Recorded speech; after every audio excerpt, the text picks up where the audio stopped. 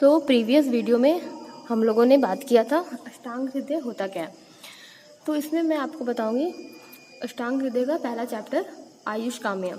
तो अष्टांग हृदय ईशंस ऑफ आयुर्वेदा, मतलब सोल ऑफ आयुर्वेदा। आयुर्वेदा का वो सोल होता है। एंड हम लोगों को BMS फर्स्ट ईयर में उसका एक सेक्शन सूत्र स्थान पढ़ना है जो उस एसेंस का एक्सट्रैक्ट है। तो पहले अध्याय का नाम क्या है? आयुष काम्य। इसका मतलब क्या होता है? डिजायर फॉर लॉन्ग लाइफ या फिर कोस्ट फॉर लॉन्गेविटी, मतलब उसे लॉन्ग लाइफ जीने की इच्छा। तो आयु मतलब life, one which is going on continuously, जो चलते रहता है, मतलब जो स्टॉप नहीं होता। अगर वो स्टॉप हो गया इट मीन्स डेथ। आयुष काम्य one who desire for long and healthy life, जिसे लॉन्ग एंड हेल्दी लाइफ जीने की इच्छा है। सो अपन स्टार्ट करते हैं। So hello, I am Ankita and welcome to our channel medical की पढ़ाई।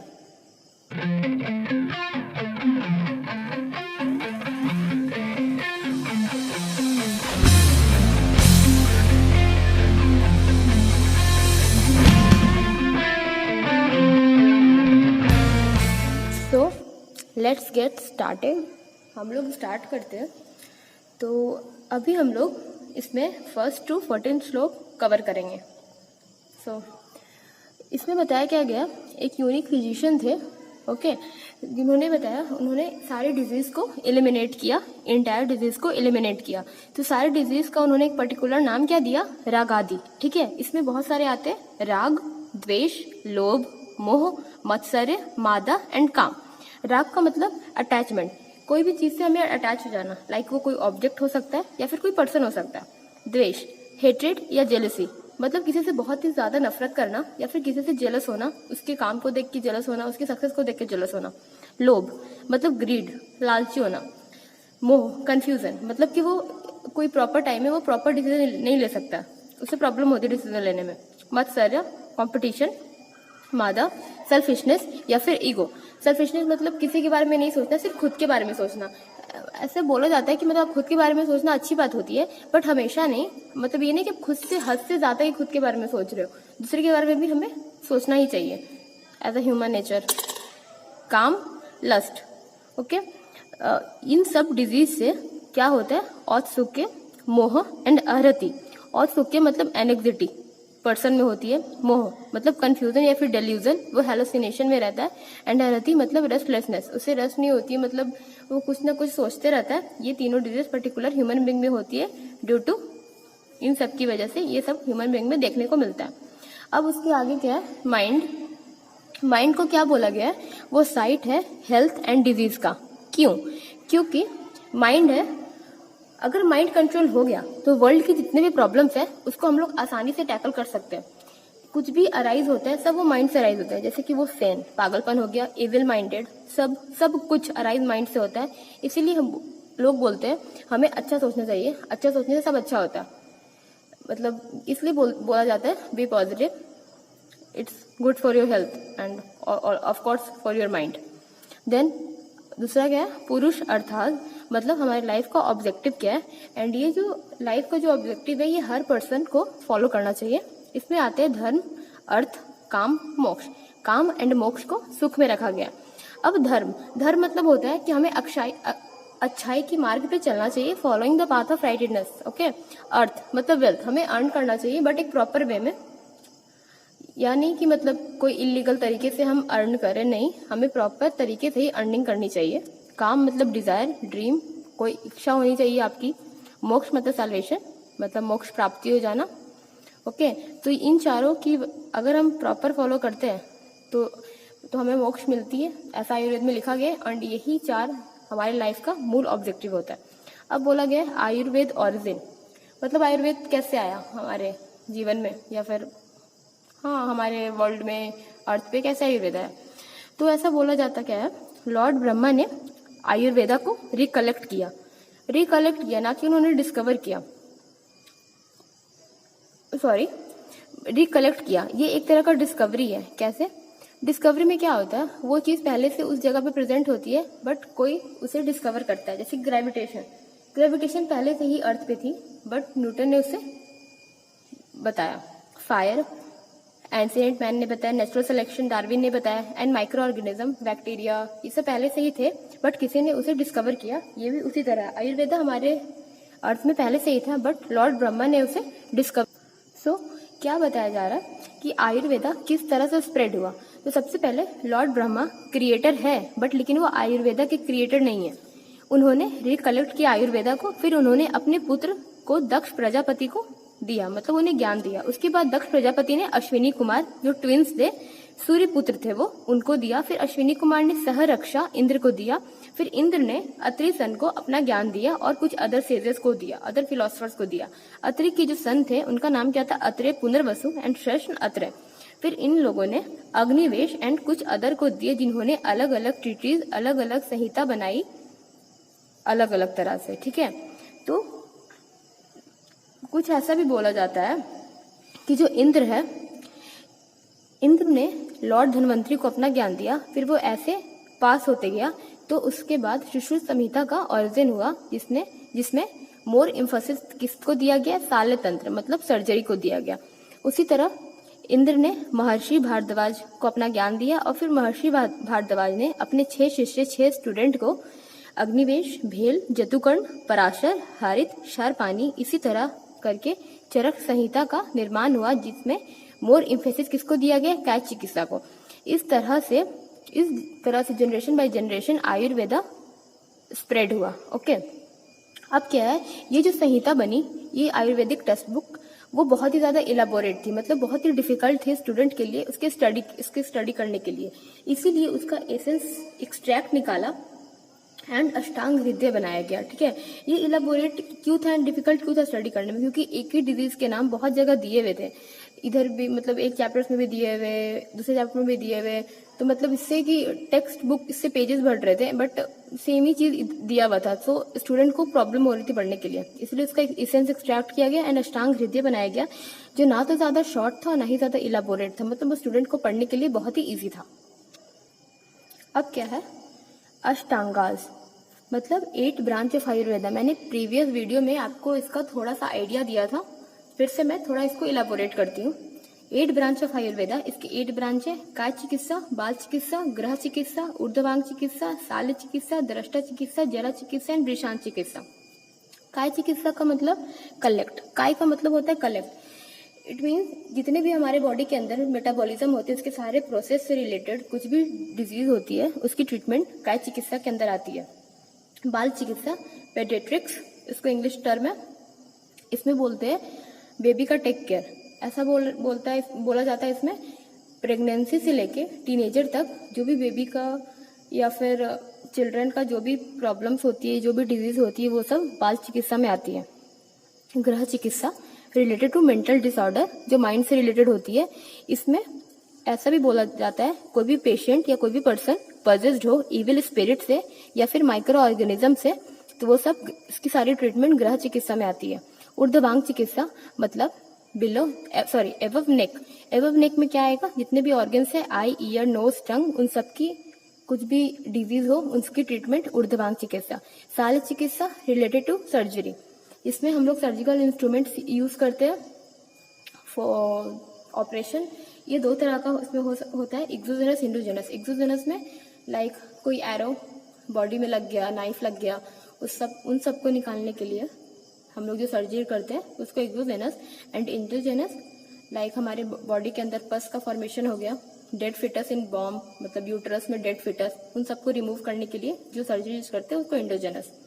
देन दृष्टा चिकित्सा, इट मीन्स कोई भी हमें बाइट कर ले, snake, mice, spider, insect, and bite करने के बाद वो जो पॉइजनस मटेरियल निकालता है वो हमारे बॉडी के लिए, बॉडी के अंदर बहुत ही हार्मफुल हमारे बॉडी के लिए वो बहुत ही हार्मफुल होता है। इसकी ट्रीटमेंट जो आती है वो दृष्टा चिकित्सा में आती है। अब ये जरा चिकित्सा rejuvenation therapy, it means preserve youth, provide immunity, promote intelligence and prolong life. Okay, जानते हैं कि ओल्ड एज में हम लोग एज को कम नहीं कर सकते, बट इन सब की मदद से हम लोग अपना खुद को एक्टिव रख सकते हैं, इम्यूनिटी बढ़ा के, इंटेलिजेंस बढ़ा के, मतलब भूल नहीं सकते, खुद को एक्टिव रख सकते हैं। ओके, देन वृषांत चिकित्सा रिलेटेड टू रिप्रोडक्शन, मतलब कि क्वालिटी ऑफ सीमेन कैसे बढ़ाए, फिर रिप्रोडक्शन के लिए क्वांटिटी कैसे बढ़ाए, मतलब जितना भी चीजें जो रिलेटेड होती है रिप्रोडक्शन से, वो सब वृषांत चिकित्सा में आता है। अब त्रिदोष हमारे बॉडी का फंक्शनल यूनिट है। 3 तरह के दोष होते हैं हमारे पूरे बॉडी में, वात पित्त कफ। ठीक है, अगर वात पित्त कफ जिसका वाइटिएशन नहीं हो, मतलब ये नॉर्मल कंडीशन में रहे, नॉर्मल कंडीशन को आयुर्वेदिक टर्म में अवैकृत बोलते हैं, तो अगर इस कंडीशन में रहेगा तो ये हमारी बॉडी को मेंटेन करता है। लेकिन अगर यही वाइटिएट हो जाए, मतलब इसका या तो वृद्धि हो जाए, मतलब इंक्रीज हो जाए, या फिर क्षय हो जाए। क्षय का मतलब होता है डिक्रीज एंड वृद्धि का मतलब होता है इंक्रीज। अगर ये दोनों हो जाए, कुछ भी हो जाए इन दोनों में से, तो उसको हम लोग विकृत कंडीशन बोलते हैं एंड ये हमारी बॉडी को डिस्ट्रॉय कर देता है। ओके, इसीलिए ऐसे बोला जाता है जो दोष है वो विंडो है, किसका, हेल्थ का और डिजीज का। क्योंकि दोष की वजह से ही, अगर दोष इक्विलिब्रियम कंडीशन में रहेगा तो वो हेल्दी पर्सन, मतलब वो पर्सन हेल्दी होगा। लेकिन अगर दोष इक्विलिब्रियम कंडीशन में नहीं होगा, या तो वृद्धि या फिर क्षय होगा, तो उस पर्सन को डिजीज हो जाएगा। फिर उसका लोकेशन या फिर बॉडी पे कहाँ कहाँ होता है। दोष है पूरे बॉडी में प्रेजेंट होती है, बट डोमिनेंटली प्रेजेंट इन, क्या हम देखेंगे यहाँ पे 2 पॉइंट लिया गया, एक तो चेस्ट रीजन एंड एक अम्बिलिकस रीजन, मतलब नाभि। तो above chest region cough is dominantly present.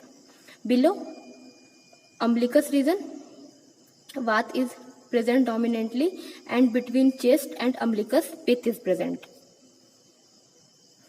अब क्या है, टाइमिंग ऑफ दोषिक प्रीडोमिनेंस, मतलब एज, डे, नाइट, फूड पे कौन सी दोष कब रहती है। तो हमने यहाँ पे दोष का नाम लिख लिया, कफ, पित्त, वात। एज में देखेंगे, चाइल्डहुड में कफ रहती है, यूथ एज में पित्त रहती है, एंड ओल्ड एज में वात का डोमिनेंट होता है। रहती तीनों है, बट डोमिनेंट किसका होता है वो मैं बता रही हूँ।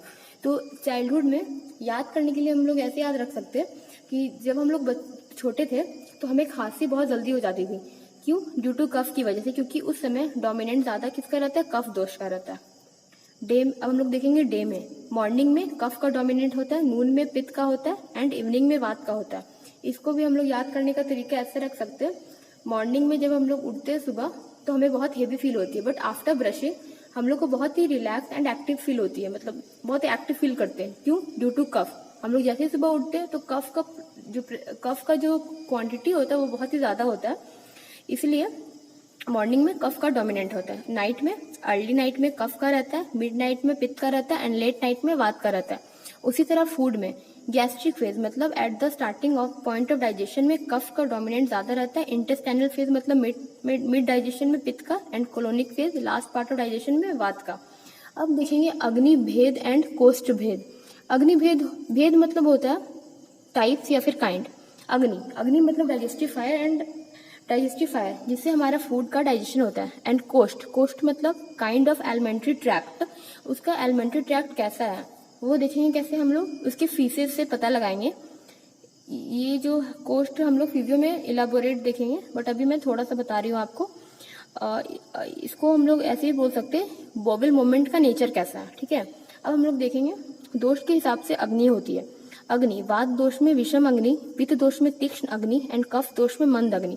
विषम का मतलब होता है डाइजेस्टिव पावर अनस्टडी, मतलब कि अगर वो कभी ज्यादा खाया तो वो डाइजेस्ट हो जाता है, एंड कभी कम खाया तो डाइजेस्ट नहीं हो पाता, मतलब डाइजेस्टिव पावर अनस्टडी है विषम। तीक्ष्ण मतलब हाई डाइजेस्टिव पावर, वो कितना भी खा ले वो उसका डाइजेशन हो जाता है, क्योंकि उसमें जो फायर रहती है वो बहुत ही ज्यादा मात्रा में रहती है, जो कैटाबॉलिज्म बहुत आसानी से कर सकता है। मंद अग्नि मतलब लो डाइजेस्टिव पावर, वो नॉर्मली डाइजेशन बहुत कम करता है, मतलब उसको डाइजेशन करने में प्रॉब्लम होती है। अब कोष्ठ देखेंगे, क्रूर, मृदु, मध्य। क्रूर वात में, मृदु पित्त में, एंड मध्य कफ में। क्रूर मतलब हार्ड, इट मीन्स इसमें एब्जॉर्प्शन बहुत ज्यादा होता है एंड सिक्रेशन कम होता है। एब्जॉर्प्शन ज्यादा होने से जो वोबल मूवमेंट बहुत हार्ड हो जाएगा, लाइक उसको कॉन्स्टिपेशन जैसी प्रॉब्लम हो जाएगी। मृदु सॉफ्ट, इसमें सिक्रेशन ज्यादा होता है पित्त वाले में। एंड मध्य मतलब मॉडरेट, नॉर्मल होगा, एब्जॉर्प्शन भी नॉर्मल एंड सिक्रेशन भी नॉर्मल। अब है, अगर दोष इक्विलिब्रियम कंडीशन में होगा तो उसमें जो अग्नि होगी वो समाग्नि होगी, एंड कोष्ठ जो होगा वो मध्यम कोष्ठ होगा। अब देखेंगे इफेक्ट ऑफ दोषास ऑन प्रकृति। दोष है वो प्रेजेंट किस में रहता है, शुक्र और आर्तव में। शुक्र को कंपेयर किया गया स्पर्म से यहाँ पे, एंड आर्तव को ओवम से। जब इसका यूनियन होता है तो जाइगोट बनता है, फिर ऐसे करके फिटस, जाइगोट, एम्ब्रियो, फिटस, फिर बॉडी। तो यूनियन के टाइम पे दोष का कॉम्बिनेशन होता है, कभी एक दोषा मतलब एक दोष का डोमिनेंट हो गया, कभी 2 दोष का डोमिनेंट हो गया, फिर कभी 3 दोष का डोमिनेंट हो गया। ऐसे करके प्रकृति बनती है, जो प्रकृति 7 तरह की होती है। एकादोषा प्रकृति 3, द्विदोषा प्रकृति 3 एंड त्रिदोषा प्रकृति 1। ठीक है, तो देखेंगे एकादोषा प्रकृति में होती है वात पित्त कफ। जो वात होती है वो हीन क्वालिटी की होती है, मतलब जो भी पर्सन वात डोमिनेंट का होगा उसकी एज बहुत कम होती है, मतलब वो जल्दी उसकी डेथ हो जाती है। पित्त मध्यम क्वालिटी एंड कफ उत्तम क्वालिटी। कफ के वाले पर्सन बहुत ही अच्छी, उनकी लाइफ बहुत अच्छी होती है। ड्यूअल बॉडी टाइप मतलब 2 दोषों कॉम्बिनेशन वात पित्त, पित्त कफ, वात कफ, इसमें जो बॉडी उतनी अच्छी नहीं मानी जाती इसमें। त्रिदोषीय बॉडी टाइप वात पित्त कफ तीनों प्रेजेंट रहेगा इक्विलिब्रियम कंडीशन में। अब इसमें बोला गया, इसमें मैंने बताया आपको कि वात वाले पर्सन की एज कम होती है, तो फिर मतलब हीन क्वालिटी की होती है, तो फिर ऐसा प्रकृति बना है क्यों इसमें ऐसा बताया गया है बुक में कि जो पॉइजन, जैसे कि कोई भी इंसेक्ट्स होते हैं उसके जो भी लार्वा या फिर उसके जो लार्वा होते हैं वो पॉइजनस लीफ पे फीड करते हैं, बट उसकी डेथ नहीं होती। क्यों? क्योंकि वो जो पॉइजन है वो नेचुरल है एंड वो इनहेरेंट हो जाता है पॉइजनस इंसेक्ट में। उसी तरह प्रकृति भी इनहेरेंट हो जाता है ह्यूमन में, जिससे कि वो फिर नेचुरल कंडीशन में आ जाता है। अब क्या है दोषास प्रॉपर्टी, मतलब दोषास के गुण वात पित्त कफ, ये जो गुण है उसका क्लिनिकल सिग्निफिकेंस है। कैसे देखते हैं? जो वात पित्त कफ है उसका हम लोग इलाबोरेशन बाद में देखेंगे, क्रिया शरीर में देखेंगे। अभी मैं थोड़ा सा बता रही हूँ आपको। वात को हम लोग अनिल भी बोलते हैं। इसके गुण क्या है? रुक्ष, लघु, शीत, खर, सूक्ष्म, चल। रुक्ष मतलब ड्राई, लघु मतलब लाइट, शीत मतलब कोल्ड, खर मतलब रफ, सूक्ष्म मतलब माइन्यूट, चल मतलब मोबाइल नेचर का वो होता है। पित्त स्निग्ध, अनक्यूटस मतलब वाइलीनेस होगा, तीक्ष्ण शार्प होगा, उष्ण हॉट होगा, लघु लाइट, विश्र फिटेड मतलब बैड स्मेल, क्षार फ्लोइंग रीजन, फ्लोइंग एंड द्रव मतलब लिक्विड। कफ में स्निग्ध वाइलीनेस, शीत कोल्ड, गुरु हेवी, मंद स्लो, लक्षण स्मूथ होगा, मृसन स्लिमी या फिर स्टिकी, चिपचिपा, स्थिर स्टेबल या फिर इमोबाइल। तो मैंने क्या बताया कि जो इसके जो गुण होते हैं वो क्लिनिकल सिग्निफिकेंस कैसे है। अगर सपोज हम लोग जब ट्रीटमेंट करते हैं तो हमें पता चला कि वो वात प्रकृति का है, ठीक है, एंड हमें पता चला कि वो वात प्रकृति का है। हमें क्या पता चला कि वो वात प्रकृति का है। सो और उसमें हम लोगों ने देखा कि उसमें ड्राइनेस ज्यादा है, मतलब रुक्षता ज्यादा है, तो हम लोग उसको वात के अपोजिट वाले द्रव्य देंगे जिससे कि उसमें वात कम हो जाए, मतलब वात नॉर्मल कंडीशन में आ जाए। तो इसका क्लिनिकल सिग्निफिकेंस है वो क्या है, हम लोग मैंने अब थोड़ा सा बताया वो हम लोग आगे देखेंगे। अब क्या है, अगर 2 दोष वाइटिएटेड आइदर इंक्रीज और डिक्रीज, मतलब 2 दोष का वृद्धि या फिर क्षय होगा तो उसको हम लोग संसर्ग बोलेंगे, एंड 3 दोष का होगा तो सन्निपात बोलेंगे।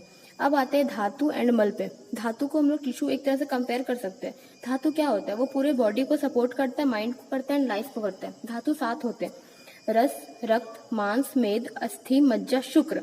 रस को कंपेयर कर सकते हैं लिम्फ, प्लाज्मा से, या फिर ऐसा बोल सकते हैं जिसमें इरिथ्रोपोइटिक एलिमेंट नहीं हो, मतलब आरबीसी बनाने वाला एलिमेंट नहीं हो। रक्त को हम लोग अश्रिक भी बोलते हैं, इसको डायरेक्टली कंपेयर किया गया ब्लड से। मांस मतलब मसल्स, मेद मतलब एडिपोज टिश्यू या फिर फैटी टिश्यू, अस्थि बोन या फिर कार्टिलेज, मज्जा बोन मैरो एंड शुक्र रिप्रोडक्टिव टिश्यू।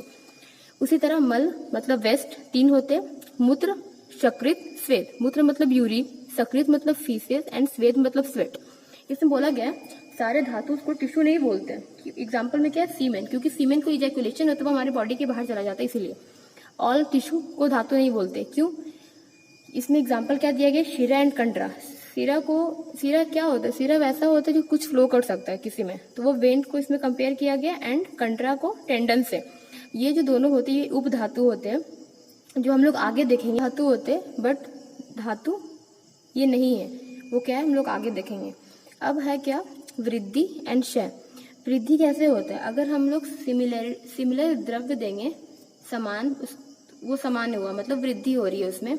एंड क्षय कब होगा? जब हम लोग डिसिमिलैरिटीज देंगे, विपरीत, उसको विपरीत बोलते हैं। जैसे मैंने बताया आपको कि वात, कोई पर्सन है उसमें वात ज्यादा हो गया, रुक्ष है वो, तो उसको हम लोग रुक्षता कम करने के लिए क्या बोलेंगे? हम लोग उसमें बोलेंगे कि आप अपने स्किन पे तेल लगाइए, तेल अप्लाई कीजिए, जिससे कि आपकी रुक्षता कम हो जाएगी एंड स्निग्धता बढ़ेगी। उसी तरह अगर कोई पर्सन कफ है, मतलब कफ प्रकृति वाला है, उसमें स्निग्धता ज्यादा है, एंड उसको हम लोग घी लेने से या फिर मीठी चीजें लेने से मना करेंगे, क्योंकि अगर वो वही लेगा तो उसमें सिमिलैरिटीज या फिर सिमिलर गुण बढ़ जाएंगे, जिससे कि और ज्यादा उसकी बॉडी में डिजीज क्रिएट करेगी। So that's, hope you like it, that's all for today. अब हम लोग इसके आगे अगली वीडियो में बात करेंगे। Thank you for watching and please like share subscribe.